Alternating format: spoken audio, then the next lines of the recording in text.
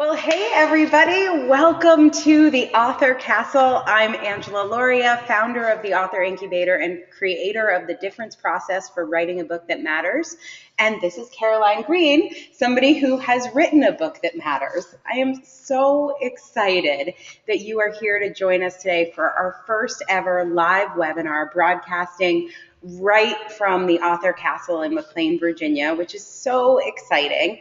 And today's webinar is really about operationalizing what it means to make a difference. Like we throw that word around, that phrase around, like I want to make a difference, I want to help people, I want to change the world. But very rarely do we take the time to drill down and explore what it actually means to make a difference. We have these visions of other people. Oh, Oprah is making a difference. But for you, in your life, where you are, what would it mean to make the biggest difference you could possibly make in the next, let's say, 90 days? So I asked Caroline to be here because we actually didn't meet that long ago. We met for the first time in July in Portland, and Caroline came to one of our 3 days to done book writing intensives.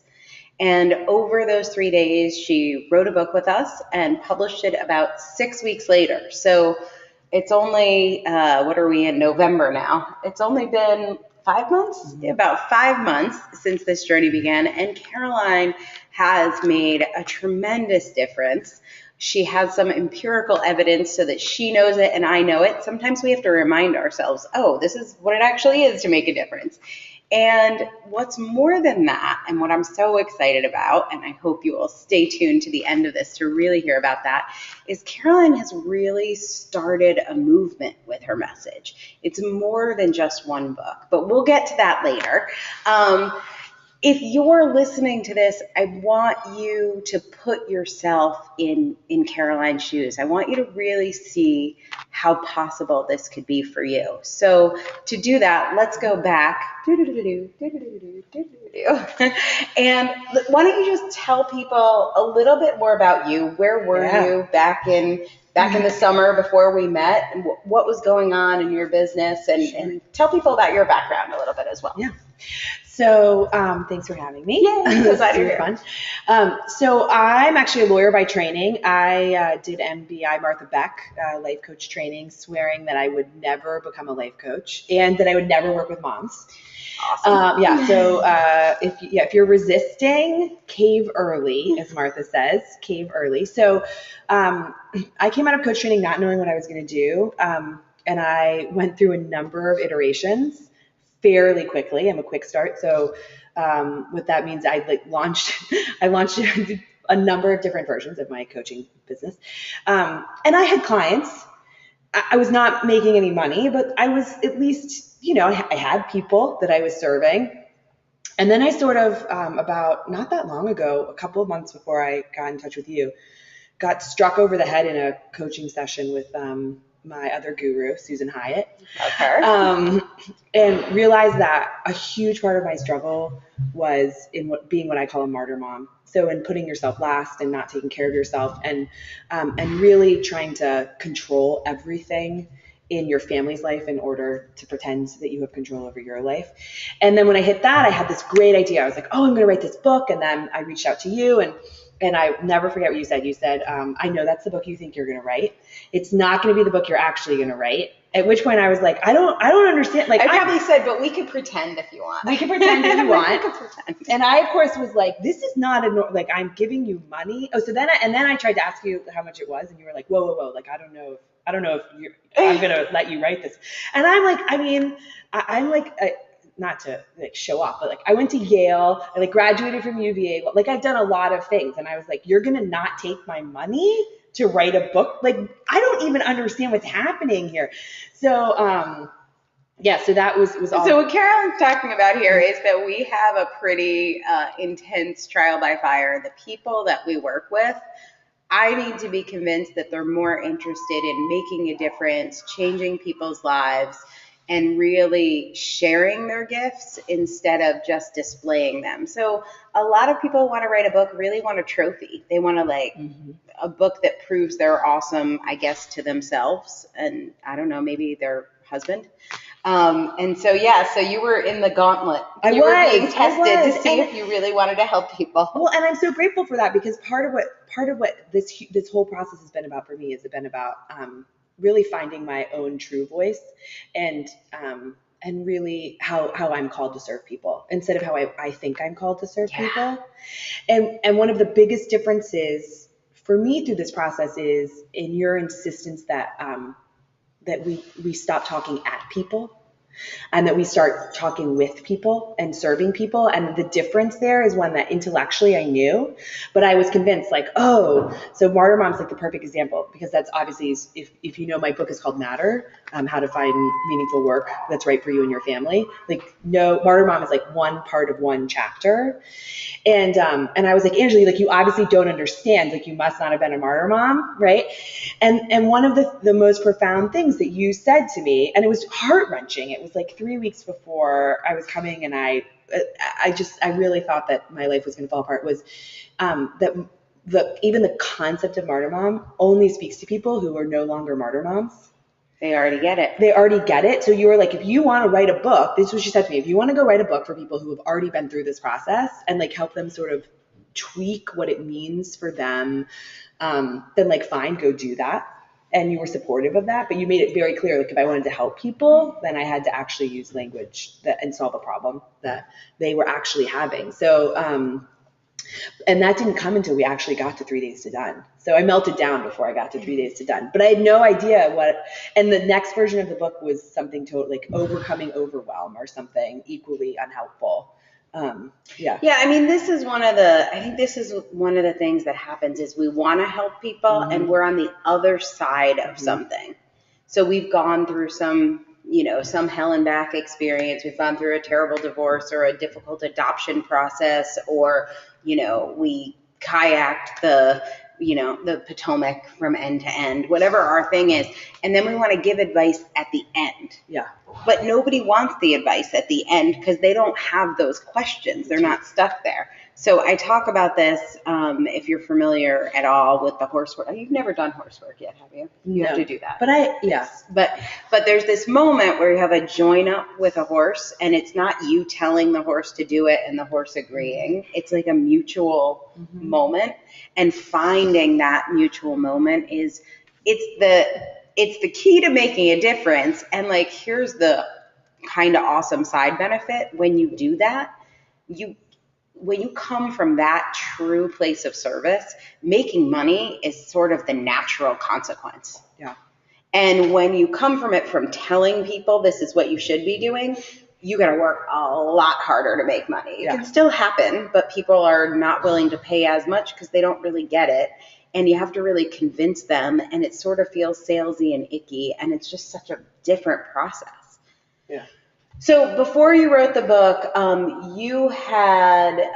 you'd done some branding work. You'd done a couple websites. I did my website before I came, against your best advice. If any of you are in one of Angela's programs, do not do your website until after you have written your book. I love, my website is very pretty, but it actually branded, it did a brilliant job of branding who I was before I wrote the book.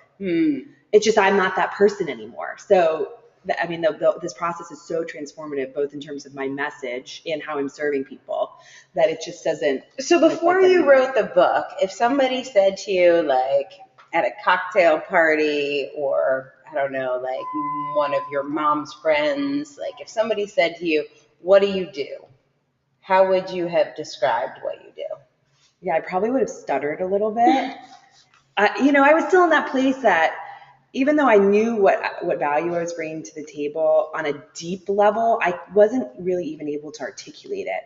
So I probably would have. Would you say I'm a life coach? I would say I'm a life coach who works with overwhelmed moms or something like that.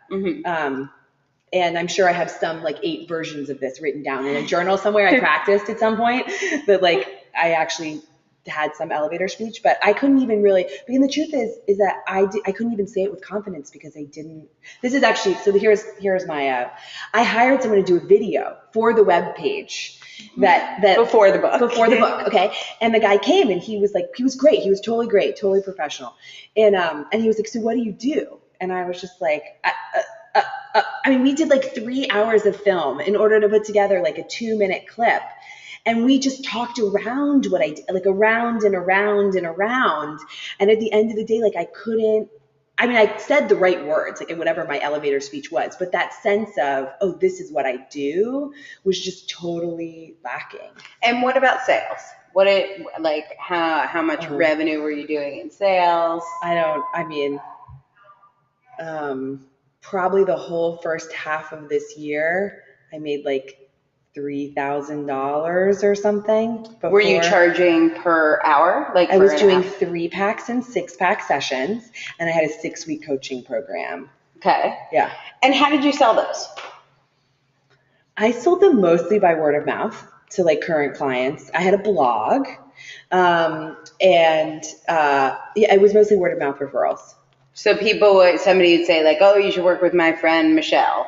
And then yeah. Or I'd bump into them. So they were still like social circle friends. Like they were like someone I saw but didn't know. And then we had a conversation at a cocktail party and they were like, oh, that sounds interesting. Okay. So it sounds interesting. Tell me more. How would you close the sale? Like, tell me more. I'm totally overwhelmed. What would you say to them?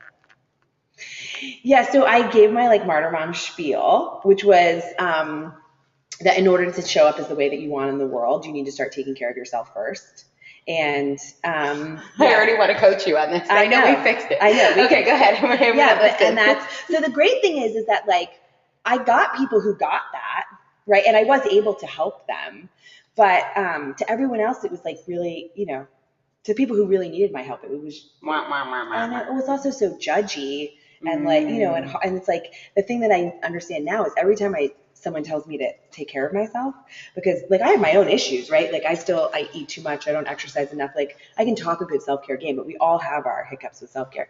And when I get one of those Facebook memes, it's like, just take care of yourself first. Like I want to like punch them in the eye. It's like, it's not that we don't know that. That's not right. Like that's not the actual problem. Yeah. Like on some level, whether we call it self-care or not, we know we have to take care of ourselves. It's like, why do we take care of ourselves and how can we find the internal motivation to give ourselves permission to devote time, energy, and resources to doing what we know we should be doing? And that's why it came out as Matter. Okay. So you would say to them, you need more self-care. And then they'd say, basically. You're totally right. How do I do that? Yeah. And I would say, come to do my 6-week course.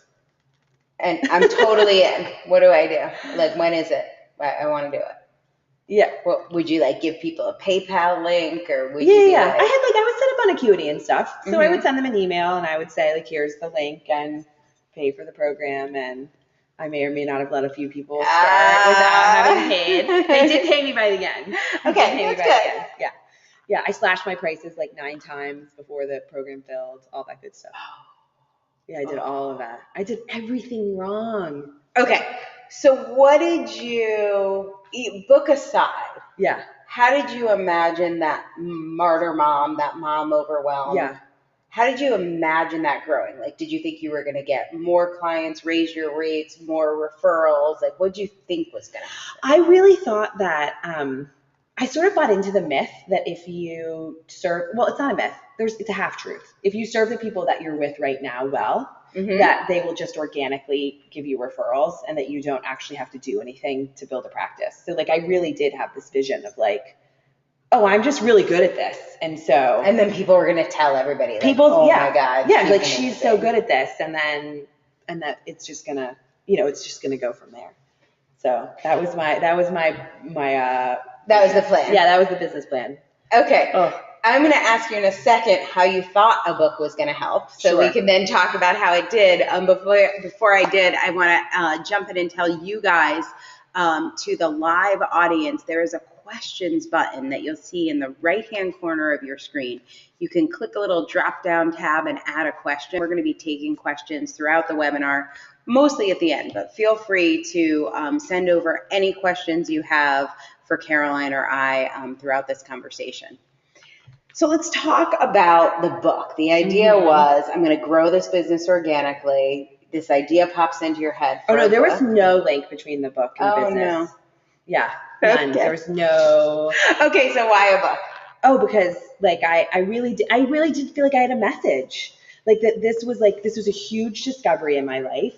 Like the idea that being a martyr wasn't the way to love people was like actually revolutionary to me. I just thought that service was to give and give and give and give and not to do anything for you. And certainly, I mean, I was my professional life before I stayed home as a stay-at-home mom. Like I just was like 100% in, all in. Like I'm just going to do it. And I never stopped to ask basic questions about like what I wanted or who I was or what was important to me. So like this, now that I'm in a coaching world, right, where like everyone's having this conversation, this is like old news, but it was brand new to me, both as a coach and also as a person. So like I felt called, like I had an obligation to share this message. So I was willing, I didn't even think that I was going to recoup my investment in the book. I mean, I hoped that I would, but like I'm in because I felt like God had given me this gift of healing and like I needed to share this message with other people. Yeah, I didn't expect any impact on my business directly. Wow. Yeah. No. Okay. Awesome. Well, Yeah. we definitely changed that. Yes. So if you guys are thinking about a book, I would love it if you share over in the comments and questions on the side, why right now do you think you want a book? Are you like Caroline, you're thinking you just have a message, you want to get it out there? Do you see how it might fit into your business? We are going to talk about Caroline's book writing and publishing process. And I want to hear from you guys. What do you want a book to do for you? And hopefully you'll open your eyes here to some things a book can do for you. Okay, so you show up in Portland. I cried a lot. Tried to rewrite my book 9 times. Yeah. And tell me about the actual, between the process of writing and publishing the book. Yeah. Did you realize that you could use this book to make a difference, more specifically in a few people's lives who read the book and wanted to go deeper with you? Did you make that connection? No. I love it. Okay. I know, for better or for worse. No, I was still just like trying. I was keeping up, right, with the process, because the process I think is such a refining fire in a brilliant way. And so I was honestly just focused on getting the book done and not Well, one of my self-sabotaging favorite things about your writing process in Portland is I ask everybody to write their book as a love letter to one person. And you had some struggles with that. Yeah. But then it was a little bit of a phone a friend moment. It was, yeah. I actually texted a friend who may or may not be on this seminar and was like, hi, can I have a photo of you, please? Preferably alone. I know this sounds creepy, but I'm writing you a book. And she was like, she was an awesome friend. So she was like, oh, that's awesome. Nobody's written me a book before. I know. Yeah, so I put her up, the picture up, and every time I got distracted, I would just go back to the So when you were writing the book, were you actually thinking about ways that you could help her or ways that you could word things that she would be able to connect with that more? Like how did having that picture affect your writing process? She was a prior client, so I knew what her foundation was. And I also knew through just when I got to 3 Days to Done, I understood that one of the larger questions she was facing was, how do I find meaningful work? How do I matter? How do I show up in a way, not just that she'd sort of gotten the basics of self-care down and was asking these bigger questions. And so by focusing her picture, I actually refined and created this process in order to help her, because this isn't a process she's gone through yet. So the idea went from this big, generic, overwhelmed moms, martyr moms, moms that put themselves last, to moms who want to, if they're going to take time away from their kids and their family, then it has to be worth it. So how can I find meaningful work? Yeah. And because I knew that once she got into a framework, like she wants to go back to the workforce at some point. She happens to be a stay-at-home mom. And so once she was like, oh, I'm going to go find work that matters, right? Then I could use that framework that she was motivated. She's motivated to get a job. So once I knew that about her, then I could teach her all the same stuff that I was teaching in Martyr Mom, but in a language that she would not understand. But also there's a built-in incentive, right? Because self-care feels to so many moms to be so selfish. So if there's not an external motivator, And we could try and tell them why selfish is awesome. right, and why self-care isn't selfish, and there's no such thing as selfish self-care. I believe all of that. Put the oxygen over your own nose and mouth first. Which I thought was a revolutionary message. I have a blog post about that. Yeah, so until we framed it in matter, I knew that I wrote it loving her through that process in a language that she would feel like was worth it, because it was getting her something that she needed and her family needed. Her family wants and needs her to go back to work at some point. So yeah. So but not to be compromised. Yeah. So as we sort of turn the book into still your message about self-care, but a solution to a problem,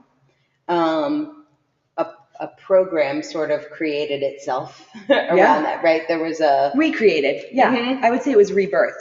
Same program, but now had this legs. Yeah. So when the book came out, did you find that everyone who read it and commented on it was looking for meaningful work? No. So talk about that, because a lot of people are afraid about picking this one specific problem because they teach self-care that applies to everyone. So I want to write a generic book about self-care for women in transition so that everyone right. Yeah. So you wrote something so specific. Did it resonate outside of people with that specific issue? Yeah. So one of the first feedbacks I got was how many dads are reading it. I love that. Yeah. And would I coach dads? I got asked if I would coach dads. And I said no, because that's just, I love working with women. So, but there were other people. I have someone who was one of my very first clients actually after the book is divorced and doesn't have kids. So, I think that the message resonated. And as you said. Did that surprise you? No, because I trusted you. Oh. I learned to trust you in the process. I didn't trust her at the beginning, no offense. But I learned to trust her. And at one point you said, just give him something to kick off of. Give him something to push against. Mm-hmm. And so and the way that you described it to us was you'll get people will request and say, oh, I know you do only moms. I know that you only do work stuff, but will you help me with X, Y, and Z? And so that's what happened. Definitely. And so my questions disappeared. I was just going to ask some audience questions because there's so many good ones right now. But there's one coach who's saying her niche keeps changing. Yeah. Right. Ultimately, she's teaching the same stuff. Yes. She's like, my values and my message is the same, but my niche keeps changing. So how did you know that you were finally ready to write this book? I hope you say what I think you're going to say. I don't know. Well, there are two things. On the one hand, you're never ready. Yeah, that was the one I was going for. On the other, I will say that I did feel like when I had my aha moment, I thought it was something else. I thought it was moms and self-care, but I did have a sense of what type of suffering I was called to relieve. Like well-educated moms, I have gotten criticism from people saying well-educated mom is too narrow, it's too elitist, but like, those are my people. Awesome. Like, those are my people. And so once I sort of knew who my people were, I didn't know how I was going to phrase it. I didn't know what the niche was, but I knew that the message was going to resonate with my people. And so, by the way, you guys, we haven't even told you Caroline Green's book is called Matter. We've sort of said it in conversation, but if you head over to Amazon, you can definitely pick up a copy of her amazing book. So. Yeah. So, and wait, what's your website? Is it Caroline? CarolineGreenCoaching.com. With it green with an extra with an E in the end. Yes, green with an E. So, I think that once I really felt like I had received a message. I did feel like so it doesn't, what I would say to that coach is, if your message is staying the same, it doesn't matter what your niche is. This process can help you refine your niche. Like, that's neither here nor there. I think finding the healing that you are called to offer the world, if you can answer that question, how am I called to heal? Even if it's in a broad level, I think that the process can help you identify what that niche is. And it's not like we'll never change. I mean, we've been in conversations about whether or not my niche is going to change a little bit on the edges here or there.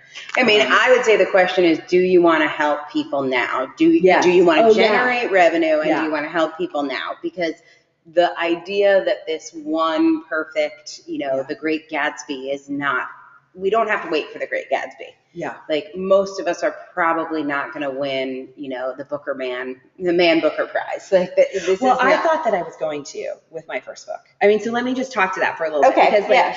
I had this whole, I want to be the next, not only I don't want to be the next Elizabeth Gilbert because I want to be me, but but I'm as good. And I should be able to write this book. I mean, look, I'm sharing with you right now my deepest fear. I'm not arrogant. This is a confession. Okay. I actually had these thoughts about myself. And so how could I possibly write a book in 3 days that was going to be worthy of the Booker Prize? And I think that at the time, the process pushed me through to completion. And I really, again, I trusted you that it was better to have a book that was done than no book at all in order to serve people. But I think what you're talking about now really resonated with me even more so with my second book, because I only wrote this book 4 months ago. I can tell you a very convincing story as to why I have no business to be writing a new book. But I also I have this other thing that I know can help people right now. And I know it can help people right now because people are buying it. And so why would I wait? Why? So that I can tweak it a little bit or run it by 10 more people or, however many, Right. what is that number? How many people do you have to run a program for before you can write a book? I mean, my answer is maybe 1, possibly 0. If you feel like it can help people, then who are you to keep it to yourself? Right. So that's. Yeah. So one of the questions that just came through, and it's such a great one because your book is also like my book, which is called The Difference. You can find that on Amazon too. They're both what I call client conversion or even client creation books. And in these books, we share pretty much exactly what the process of working with us is like. Mhm. And so this listener says, if you offer advice as a summary, won't your readers not need your coaching? So this is, I'll answer this you for answer you. that one. Okay. Angela told me that the more I gave away for free, the more people would buy from me. And I was not convinced. I have to say, I wish I gave away more. I wish I gave away more in Matter. And I wish I was clearer about so I should have done exactly what you just described. I didn't really. Matter is a little workbooky. So it's not here's the this is what it looks like. It's more let me guide your journey, which I thought was of service, or I wouldn't have done it that way. And, and I'm proud of the book and I have no regrets. But my next book is going to be a little bit more no, here's the process. Because we need, as human beings, we need a framework. And let me tell you that the process is not perfect. I do not have the best process ever. There are lots of coaches with lots of effective and they change. Processes, right? The Difference process has changed and grown, and I've learned so many new things, and not everything is in the book. But here's my quick version of this answer to this question is, have you ever read a relationship book or a communication book about how to improve your relationship with your partner? When you finished it, was your relationship instantly fixed? Have you ever read a weight loss book and finished it and you were instantly skinny? Have you ever read, any book in the personal growth space that's teaching you, let's say we can even talk about Finding Your Own North Star by Martha Beck. At the end of it, you finished reading the book and you knew, there it is, there's my North Star, got it. No, so many of us who connect with a book, for me it was Finding Your Own North Star. I connected with that book. I did every exercise. I went on vacation with that book. I think we were dating for a while. And at the end of it, what I really needed was to work with Martha and her team to really figure out how to take that book off the page and out of my own head into a community, into a relationship where I could live into it. Yeah. Now, you're not going to do that with every book, and certainly every single reader of your book isn't going to do that with you. Look, we have an eagle visiting us.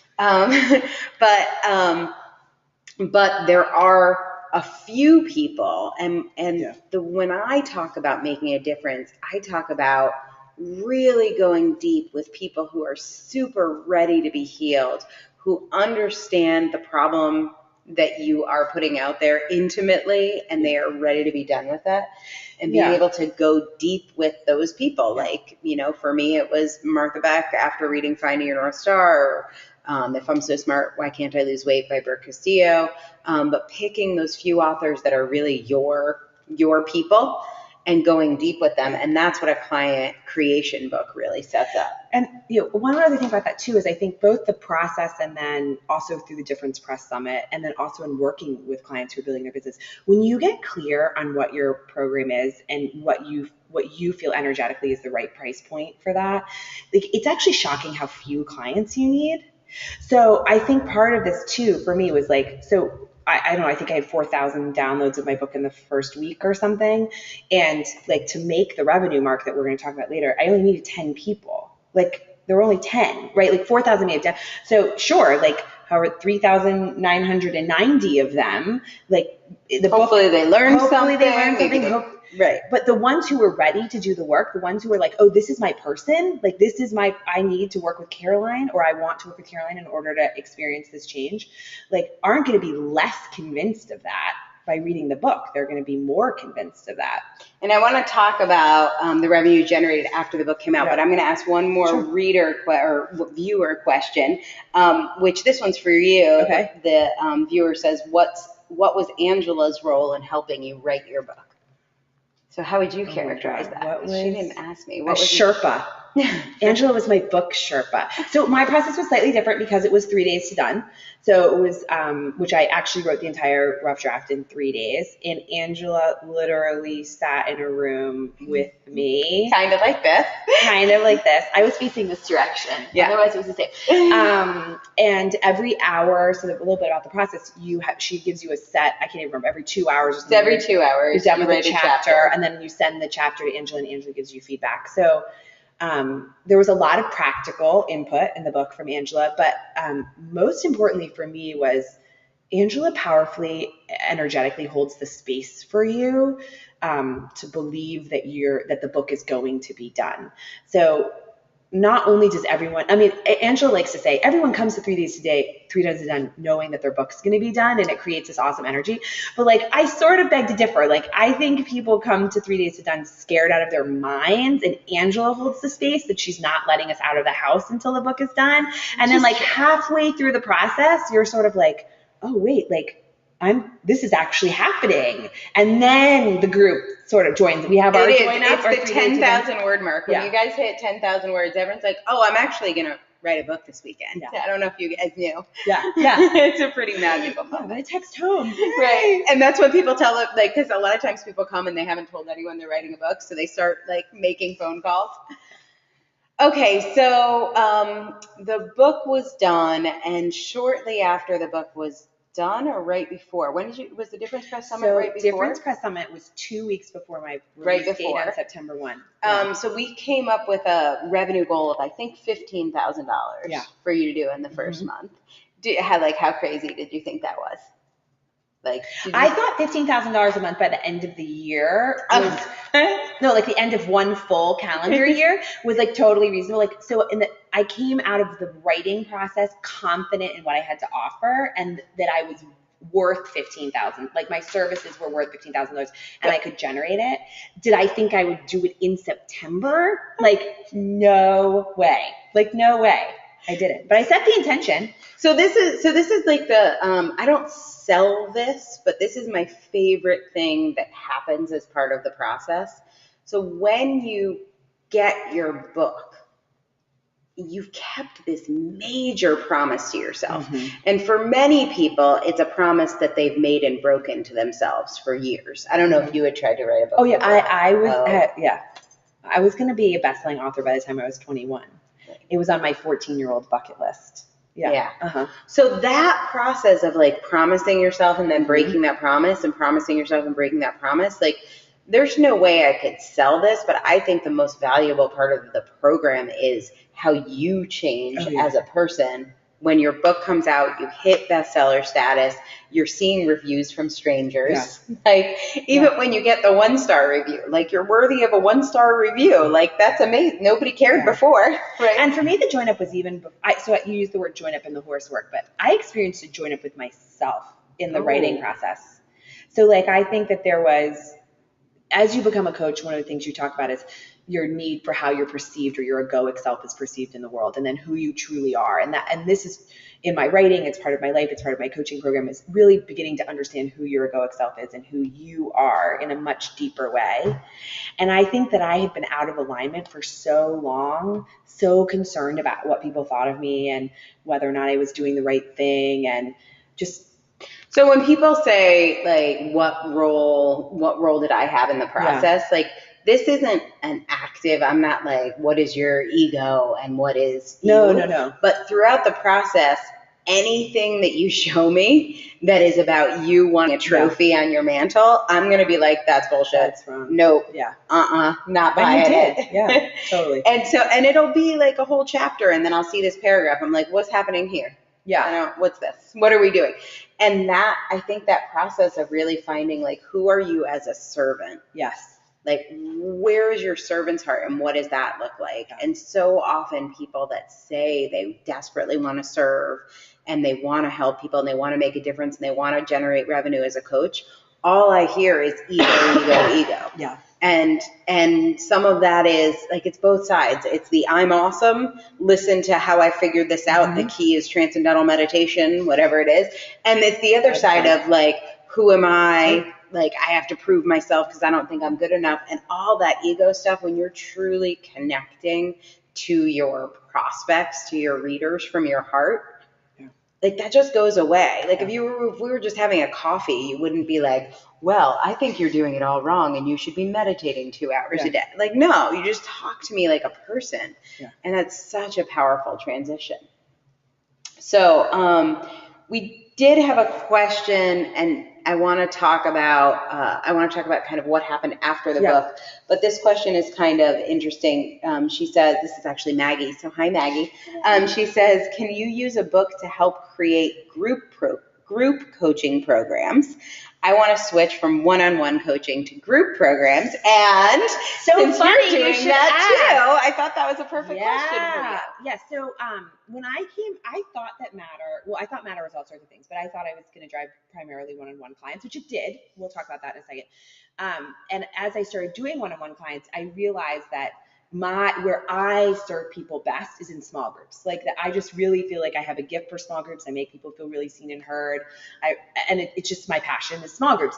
So I actually, Maggie, am just finishing up my last one-on-one clients that I don't know, I change paths all the time, but right now I'm not currently offering one-on-one coaching. And it's not an easy transition, but it's one that I think that I'm making really powerfully by using my book. Again, it's not that the book itself is doing the work for me, but energetically, I am so confident and clear now about how I want people to be different as a result of writing the book, that I know they are better served by a group program than one-on-one coaching. And this is the key. This is the servant's heart. It's not about speaking, one-on-one coaching, selling t-shirts, group programs, anything you're thinking that your book can help you in terms of revenue on the back end. The question that I train my authors to ask, and Caroline did this naturally so beautifully right there, is like, what serves my reader the most? At the end of the book, the reader has a new problem. Now they know it's possible to find meaningful work that matters. But they might have a starting point, but they don't know how to put these steps into action. What's the program, whether it's a t-shirt or a pen or a group program or one-on-one coaching, what is going to help them most? How can you serve them most? I happen to find, I run all my programs as group programs, and I happen to find that group programs are the most powerful. I think there's a reason why most people are educated in group environments. I did a PhD, there was a group. I did a master's degree, there was a group. I did my undergrad degree. Like I think that people can be autodidactic and that you can learn alone. I think it often, and it can even be a deeper learning, but it often takes a lot longer.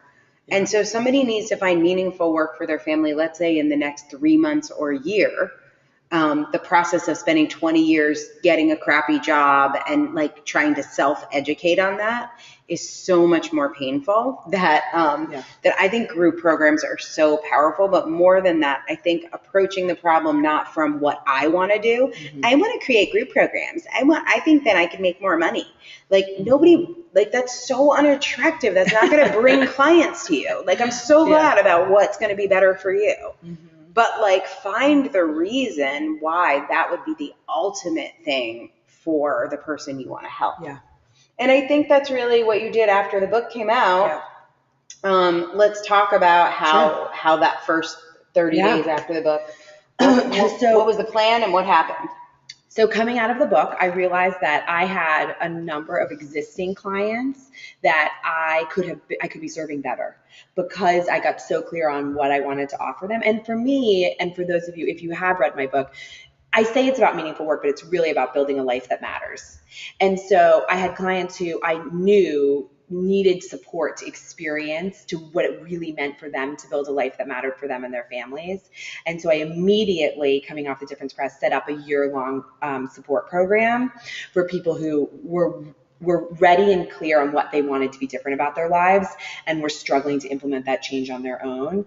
And the program is for moms, it's called Matter Moms, How to Build a Life That Truly Matters to You and Your Family. And I've got everything. I've got some people who are career switchers. I have 2 people who are starting businesses, a single mom who wants to make a long-term career switch in a way that feels authentic and right for her. And I have a working mom who just wants more peace at home. So I have the gamut, which I love for all sorts of reasons I will not talk about today because I get so excited. But I immediately just got really clear on, this is the way that I can serve them best. So you created that program in 2 or 3 days. 2 or 3 days. At the Difference Press Summit. Yes. How many website iterations did you do? How much copy did you write? None. Tell me about the big advertising launch campaign. Tell me how huge your list was. 20, 30,000 people? You did big list building campaign? No, I have a tiny list. Yeah. These are all the stories I see on Facebook. Absolutely. We need to have. We have to get 1,000 subscribers. No, and in fact, what I did is I got really quiet and I said, of my existing clients, who could I serve through this program? Like who needs to be here? And I got a list of 5 names and I went through the names and one declined and said, I want to do this, but next year, the next launch of like a full calendar year later. And the other 4 said yes. And then a 5th came out of nowhere and asked if she could be added. Yeah. So, so it sold out within, our launch was October 1st of that mentorship program. I launched the book on September 1 and the mentorship program launched October 1. It's amazing. Yeah. Like, do you just think about those months and months before since you've done coach training and to that moment? And like, it took less than 6 weeks from when you had the idea till you generated 5 figures in revenue just from that program. And part of what I've learned through this process and I'm also in your mentorship program, But at this point. Nope, this was all without that. But what I've learned is that we experience our deepest transformation while we're taking action. So my whole Matter Moms is actually built on the philosophy of transformation through action and being willing. So my favorite quote, it's in Matter Moms, and I build my life around it. G.K. Chesterton said, anything worth doing is worth doing badly. And so I think you just have to be willing to say, like, of course, this is the first one of these, right? Like, we're going to look at the video and be like, oh my God, my hair looks terrible. Like, more makeup. Oh, go this way. Oh, this, or I talked too much. I made weird faces. I was just drinking water from a water bottle. I did this weird thing with my mouth. I have to keep looking down to read the questions for you guys. Like, it's only going to get better from here. But does that mean that we shouldn't have done it? Like, no. So. Yeah. I mean, I'm so committed to changing people's lives that I will look like an idiot. Totally. I left all my makeup. I know I don't have eyeliner on. If that makes you want to hang up, that's fine. I get it. I totally get it. Like, I really wish I had an iPad so I could be looking at your questions and look like Marie Forleo in some designer dress. But I don't have that, so we're just going with this. And the thing is that somebody on here their entire life is going to change because of this webinar. Probably a lot of you. There are probably 3 or 4 or 5 people watching this right now who are going to make a decision to clean up their self-care act and give Caroline a call and learn more about how to integrate being a woman and being a mom and a partner in a way they haven't before. Someone on here is going to decide to write a book that changes hundreds of people's lives, maybe thousands of people's lives. So the trickle-on effect from doing this as best as we can right now is so worth it to me. Like, I'm so willing to look like an idiot for you guys and for the change that you can make in the world. So I'm going to ask a couple more questions here from viewers. Could you have created a client base without doing a client conversion book? I'm going to answer that one really quickly, which is the book converts readers into being your clients, and also people who already know you, who didn't know how to ask to work with you. One of the reasons why I wanted Caroline to explain how her sales went before is that people don't know when you're like offering something so ambivalent, they don't even know how to like pay you. Right. They don't even know how to work with you. So the reason it's a client conversion book is somebody can say, hey, I need to find work that matters. Can I join your program? Yeah. And they know what they're asking for. Or they can say, I have an awesome job. I don't want anything to change about that, which probably means they need to change their job, by the way. But I have an awesome job. I don't want anything to change, but I really need to find a way to stop fighting with my husband. Totally. Like, can you help me with that?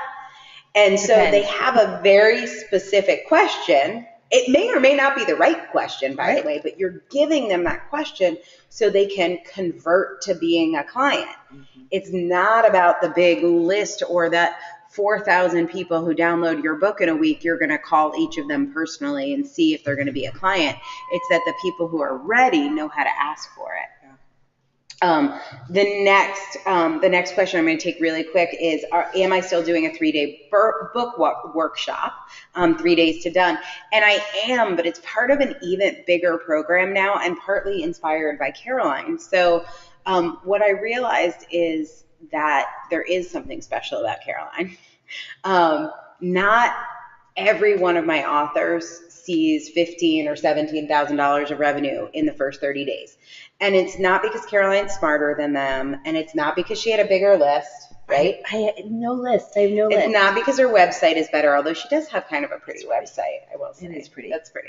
But it has nothing to do with that. No, I was going to say, did your clients come from I your haven't website? had a single client ever from my website. It's not because she secretly has some major marketing, some major marketing budget and like a big marketing team. How big is your team?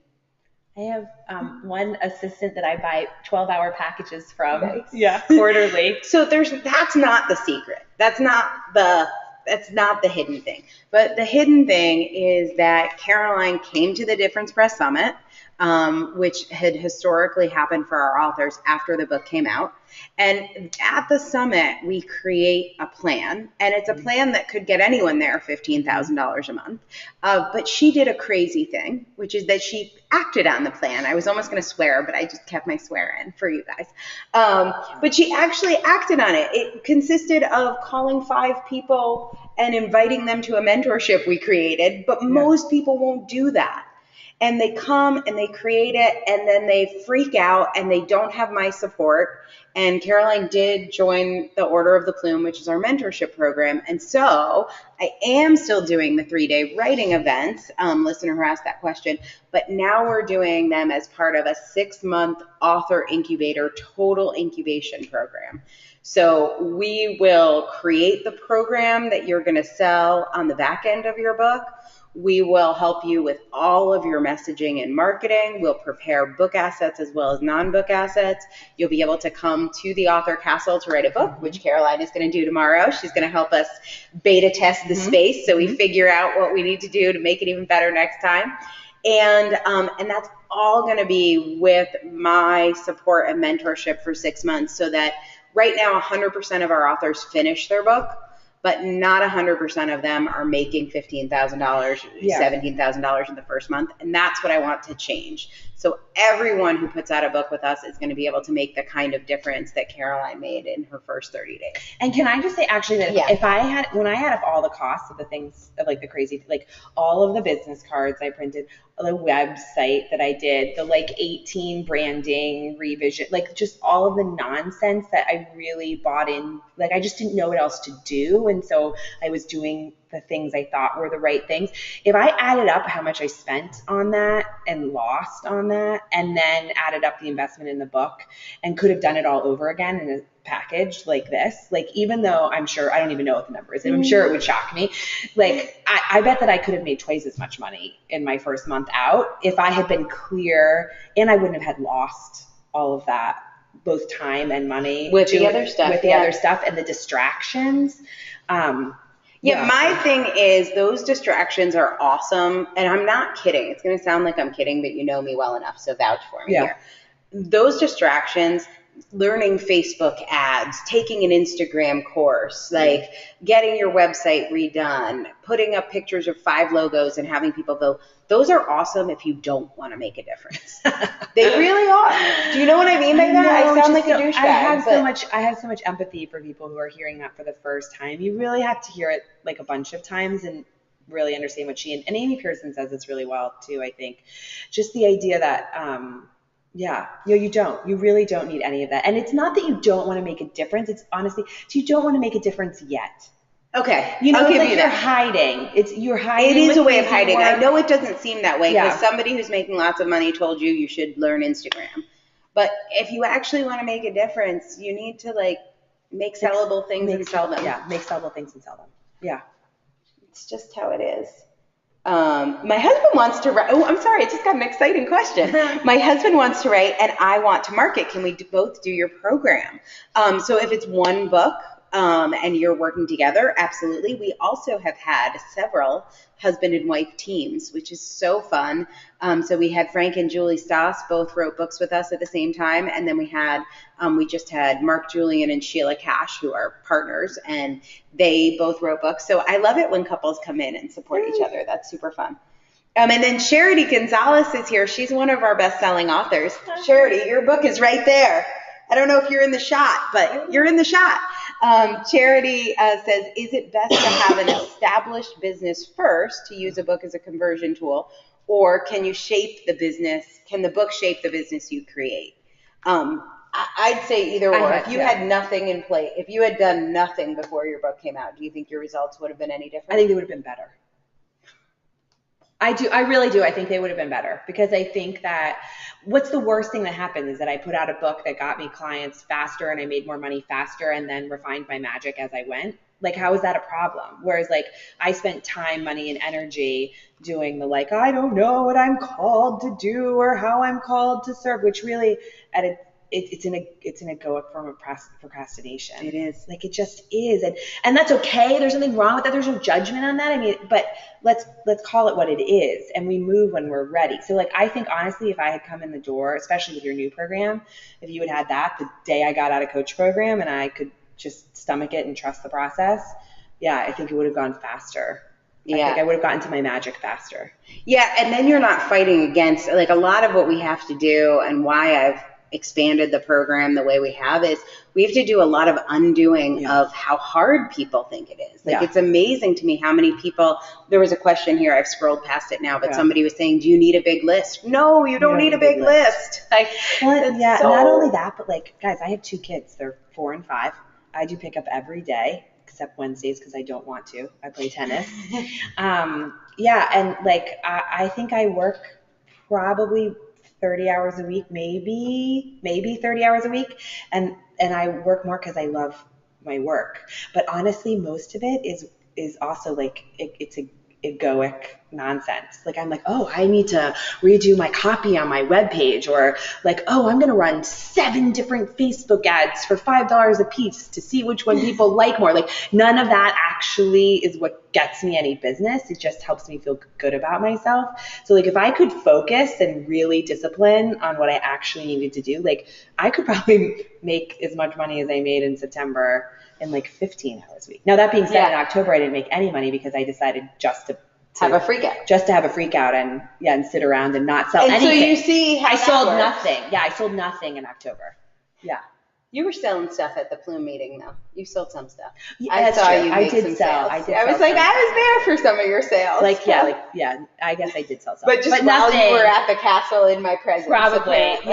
Yeah, no. Okay, so first 30 days, how many new clients? 5 new clients and then 5 people in the mentorship. Okay, and then 5 renewing clients. And 2 new programs created?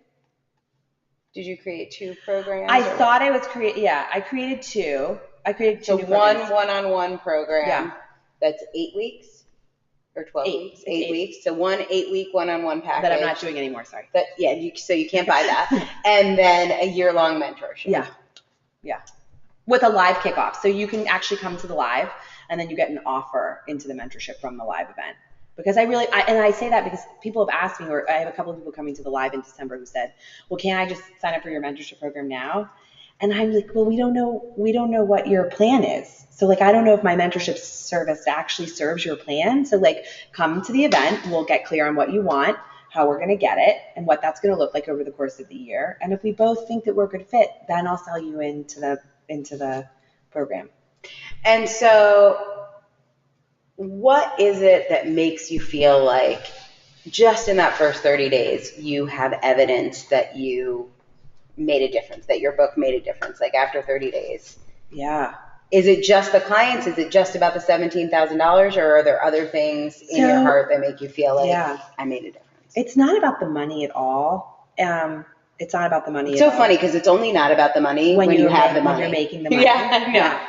But it's not about the money.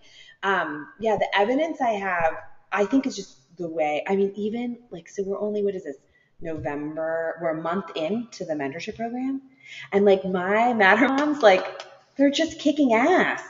I mean, like one started a new job, like one's launching a new business, like one, I mean, they're just really, they're taking action. Like this whole transformation through action thing that I'm living, like I'm watching them live, and you know, it's been crazy. And your clients are always one step behind you. So if you want clients that take action and change their life, you need to be taking action and changing your life. Like, and by the way, like you've said that a lot, and it's easy to be like, oh yeah, that's true. But like, I actually had a month in which I was spinning my wheels, and like I saw the way it affected people, my clients. It really did affect them. And it's affecting your prospects, even ones you can't see. I know, it really is. Until I got clear on that and was like, and then all of a sudden, guess what happened? So I know you're not going to believe this, but we are like coming up on an hour. No way. I know. So sad. I wanted to talk about, did the 17,000 come from book sales or clients? So hopefully you were paying attention and you saw it was a combination of book sales and clients. No, it didn't include my book revenue. Oh, that didn't even include your book include book revenue. So I don't know what my book revenue is. Right, she'll find that out when her reports come out. But there's probably another couple $1,000s from book sales in there on top of that. That's just straight up from the clients. But most of our authors only make about 10% of their revenue from book sales. Most of their revenue is coming from either speaking, coaching, consulting, or product sales, generally speaking. So sadly, we have to wrap things up here. But before we do, we kick off tomorrow morning with our next 3 Days to Done event. Do you want to tell people about the book you're writing? Yes. Okay. So my book is called, well, right now, I change my book titles 8,000 times every 3 seconds. It is currently called Better, a shame-free, grace-filled approach to making meaningful and lasting change that's right for you and your family. And it is inspired by the kickoff event that I did for the mentorship program, because it's really this transformation through action about what it means to really, we all say we want change. I used to walk around my house saying, something's got to change, but I didn't know what, and I didn't know that the way to change was to actually just start walking the walk. And so revenue from that book, if you were to take a guess, that book will come out in early 2016. Yeah, it'll come out in January. So how much money are we going to make from that book?